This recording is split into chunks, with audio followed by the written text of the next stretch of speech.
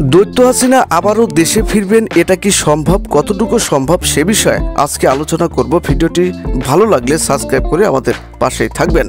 এই বিষয়টি পরিষ্কার করার আগে যে বিষয়টি আমাদের আগে জানতে হবে সেটা হচ্ছে, আজকে যদি সেনা প্রধান গণভবনের সশরীরে উপস্থিত না থেকে যদি ক্যান্টনমেন্টে না গিয়ে ভারতে না পৌঁছে দিতেন, তাহলে এই দৈত্য হাসিনা মাটিতে পচে যেত, জনগণের গণপিটুনিতে তাকে খুঁজে পাওয়া যেত না। কেউ হাত, কেউ পাও, কেউ মাথা আলাদা করে ফেলতো।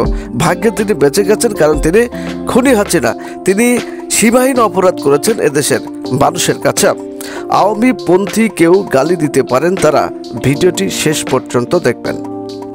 এই যে একটা ভয় তার মধ্যে কাজ করছে, এটা দূর হতে প্রায় 2 থেকে 2.5 বছর সময় লেগে যাবে। এই কথাগুলো কে বলেছে? তার অযোগ্য ছেলে সজীব ওয়াজেদ জয়। কেন অযোগ্য বললাম? ভিডিওটি শেষ পর্যন্ত দেখবেন। দৈত্য হাসিনা, তাকে শেখ হাসিনা বলার পরিবেশ নেই। খুনি হাসিনা যখন পলায়ন করলেন, তার ছেলের প্রথম ভিডিওটা দেখুন, তার ফেস দেখুন, তার বোনের ফেসটাও দেখুন, তার ফেসটা ভালো করে দেখুন। কত বছর তিনি ঠিকঠাক ঘুম পারেন না, শুধু পার্টি করে বেড়ান। কেন পার্টি করেন?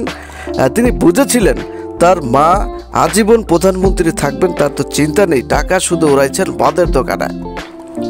শেখ হাসিনার বর্তমান বয়স 76-77 বছর। যদি আমাদের দেশে গণতন্ত্র সঠিকভাবে চালু থাকে, তারপরেও আওয়ামী লীগ 20 বছরের মধ্যে ক্ষমতায় আসতে পারবে না। আর যদি গণতন্ত্র নিয়ে কেউ খেলা করার সুযোগ পায়, আওয়ামী লীগ কোনো দিন ক্ষমতায় আসতে পারবে না। সুতরাং শেখ হাসিনার বয়স হবে তখন আনুমানিক আপনার 96 বছর। যেমনটা তার বিষয়টা বুঝতে পেরেছেন, যেমনটা খালেদা জিয়ার হয়েছে, তিনি ছাড়া পেয়েছেন কিন্তু অসুস্থ, তার আর রাজনীতি করার শারীরিক সক্ষমতা নেই।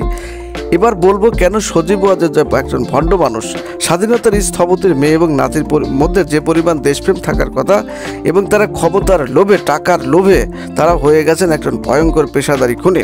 তো শেখ মুজিবুর যদি বেঁচে থাকেন, তিনিও কিন্তু এই বিষয়গুলো মেনে নিতেন না। তো বিষয়টা সবাই বুঝতে পেরেছেন। সবাই ভালো থাকবেন। আল্লাহ হাফেজ।